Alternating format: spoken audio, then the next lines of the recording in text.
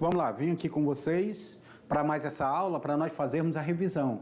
Nós estamos vendo aí a difusão desse totalitarismo na Europa. Na tela para vocês, porque nós vamos fazer essa revisão da aula 14.2, que justamente fala sobre essa difusão do totalitarismo na Europa.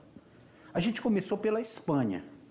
A gente viu que na Espanha nós tivemos um processo ditatorial que ele foi liderado pelo general Francisco Franco, junto com as forças para lutar contra a República Espanhola. A sangrenta Guerra Civil explodiu em 1936, vitória das tropas de Franco, chamada franquista.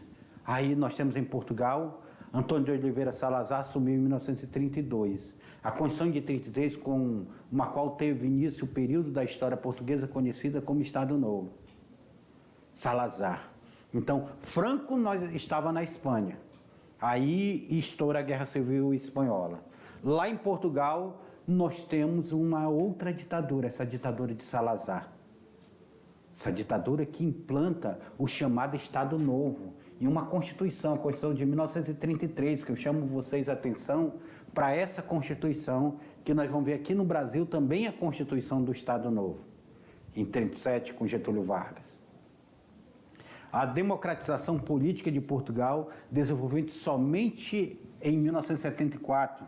Lembra da Revolução de 1974? Lembra como era chamada essa Revolução de 1974? Revolução dos Cravos. Aí nós observamos aqui no Brasil. Como é que está essa questão aqui no Brasil? No Brasil nós temos aí a AIB, a Ação Integralista Brasileira, que vai ser fundado por ele, Plínio Salgado. Vai ser fundada também, olha o ano que está acontecendo, 1932 também, que tinha essa Ação Integralista Brasileira, ela tinha como símbolo sigma e defendia Deus, Pátria e Família. E o seu grito de guerra era Nauê. Nós vamos ver também o movimento ditatorial aqui no Brasil com Getúlio Vargas em 1937, com a implantação do Estado Novo. Mas isso é posteriormente. Lembra aí essa obra de Pablo Picasso aí? Essa obra do espanhol Pablo Picasso, que ele pinta essa obra que retrata a destruição de Guernica.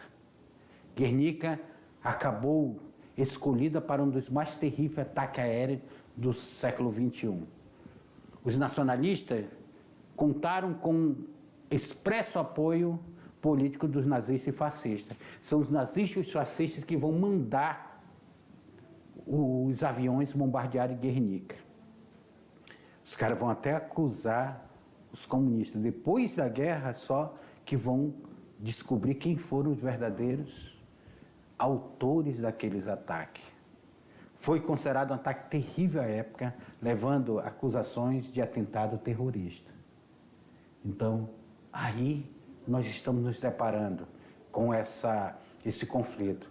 Essa obra de Pablo Picasso aqui é uma obra que ela retrata bem essa crueldade que foi as pessoas despedaçadas, pedaços de pessoas, de animais, as pessoas mortas, caídas, as pessoas deformadas. Esse era o ataque de Guernica. Esse era o ensaio para a Segunda Guerra. E, meus queridos alunos, dentro desse ensaio que está sendo a Guerra Civil Espanhola, que está sendo a ditadura espanhola, que está sendo a ditadura de Salazar, os integralistas aqui, nós vamos ver um contexto do século XX que vai nos levar até o final do século XX, quando acontece a Segunda Guerra Mundial. Mas isso é uma história que nós vamos ver lá para frente, porque, por enquanto, faça atividade que a gente já volta.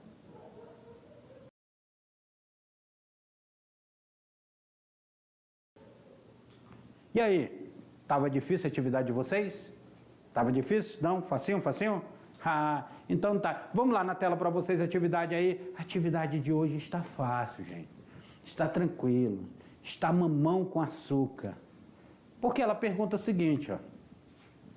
O general Francisco Franco, apoiado por grupos representantes das mais tradicionais instituições de sua cidade, os latifundiários aqui, ó, a Igreja Católica e o Exército, ou seja, grupos conservadores. Franco está sendo apoiado por esses grupos conservadores. Reuniu força para lutar contra a República instalada desde 1931. Estamos falando do totalitarismo aonde? No Brasil? Em Portugal? Na Espanha? Na Itália? Na Alemanha?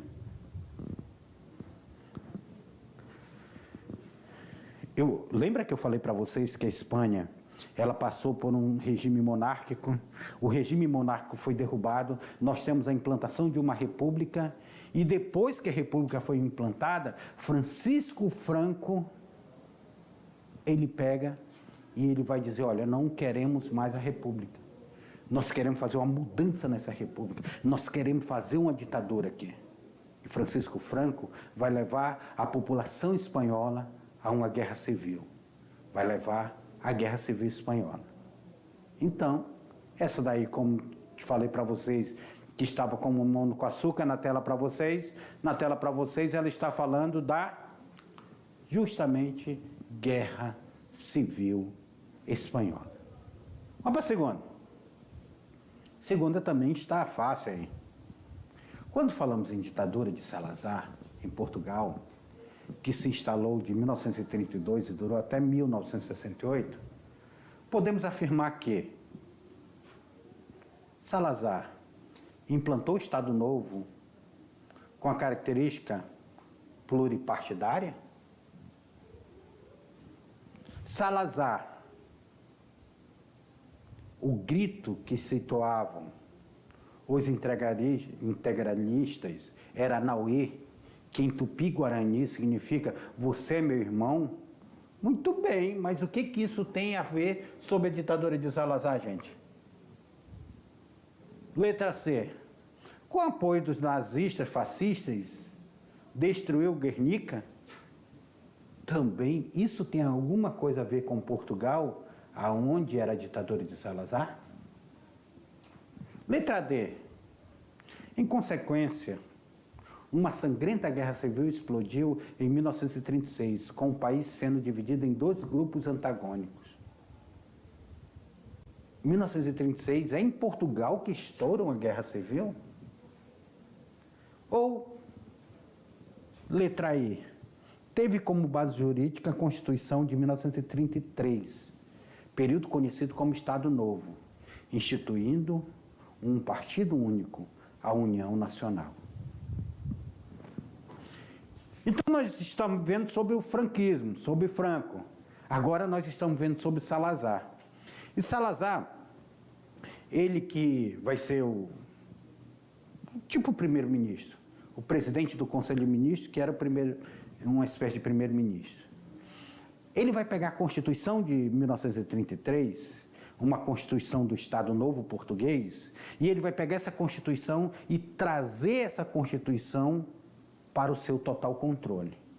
Com isso, Salazar implanta uma ditadura portuguesa, centralizada, forte, e também com o apoio dos nazistas e fascistas.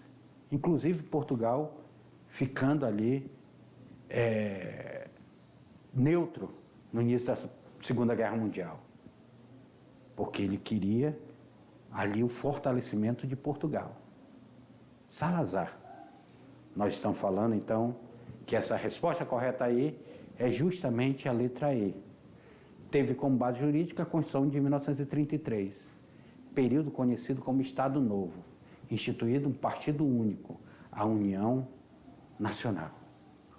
Vamos lá. Cadê o nosso mascote? Apareceu aí agora. Vamos para a hora do Enem.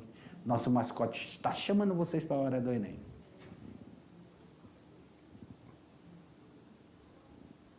Questão 3. Morrer pela pátria, pela ideia. Não. Isso é fugir da verdade.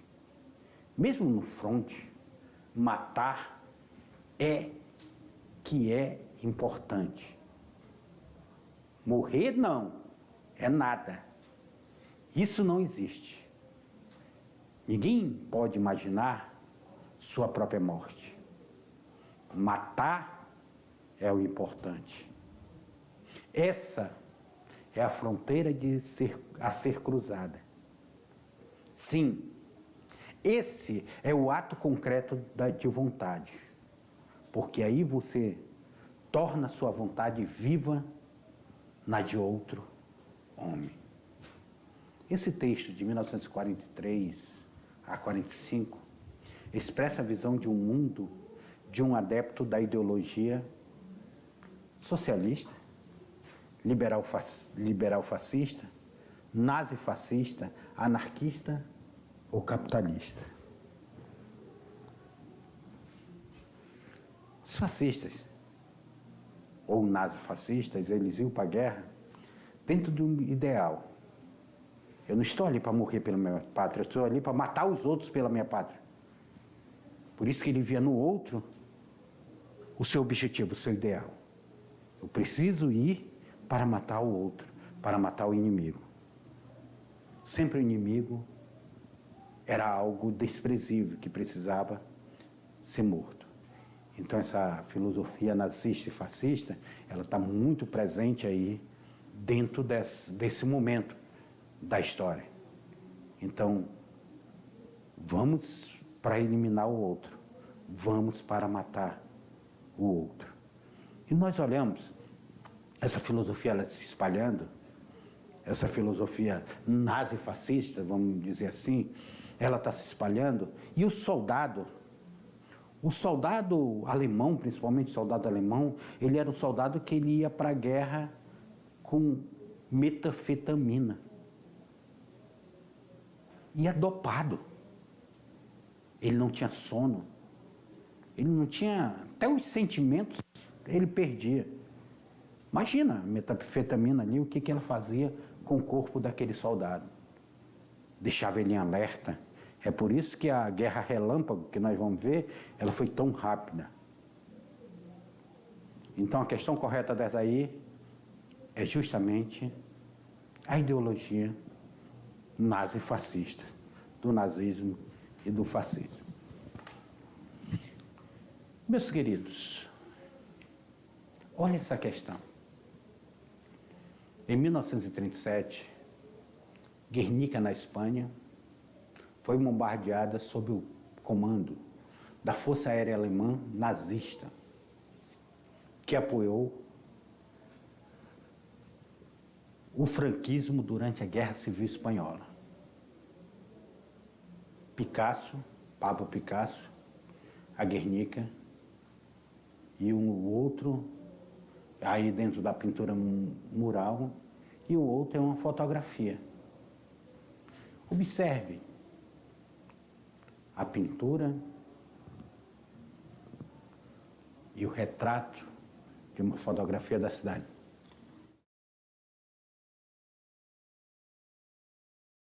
A pintura do mural de Pablo Picasso e a fotografia retratam os efeitos do bombardeio, ressaltando, respectivamente. Então, olha aqui, ó. Vejam o mural pintado por Pablo Picasso e a fotografia. Essa pintura mural é enorme, essa pintura de Pablo Picasso. Já rodou o mundo, inclusive veio no Brasil em uma exposição. Hoje está lá no Museu Rainha Vitória, lá na Espanha.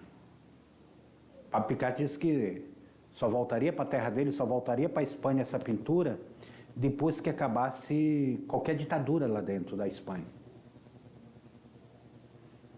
A cidade de Guernica briga por essa pintura, para que essa pintura ela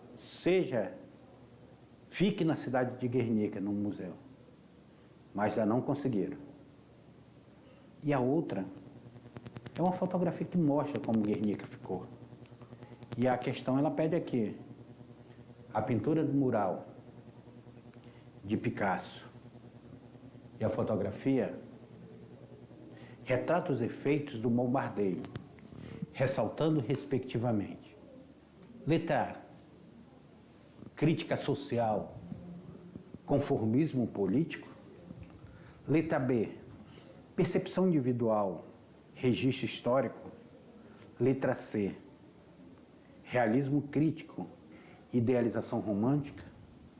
Letra D, sofrimento humano e destruição material. Letra E, objetividade artística e subjetividade jornalística. E aí? O que vocês acham que é a resposta correta dessa daí? O que vocês acham?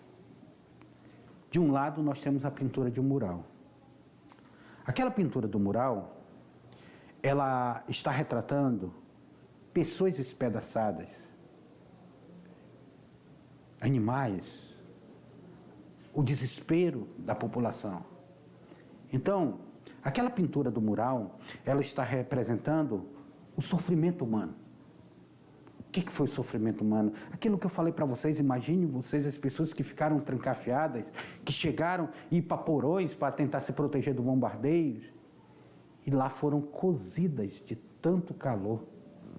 O calor que Guernica foi reconstruída. Depois da guerra, Guernica é reconstruída. Mas o governo espanhol, depois da destruição da Guernica, que nem teve o trabalho de tirar os escombros para tirar as pessoas de baixo. Alguns historiadores dizem que Guernica foi reconstruída em cima dos escombros do seu próprio povo, em cima da sepultura de seu próprio povo. Por isso que o governo espanhol não teve interesse de fazer o levantamento ao certo de quantas pessoas morreram no bombardeio de Guernica. Então, o painel de Pablo Picasso retrata isso, retrata esse sofrimento humano. E a outra fotografia, percebo que na outra fotografia ela não tem pessoas sendo retratadas, mas ela tem a destruição material. Quase 90% dos prédios e casas em Guernica foram destruídos. Uma destruição material muito forte. Então é por isso que na tela para vocês nós dissemos que isso retrata o sofrimento humano, respectivamente, e a destruição material. Meus queridos alunos, chegamos em mais um final de uma aula.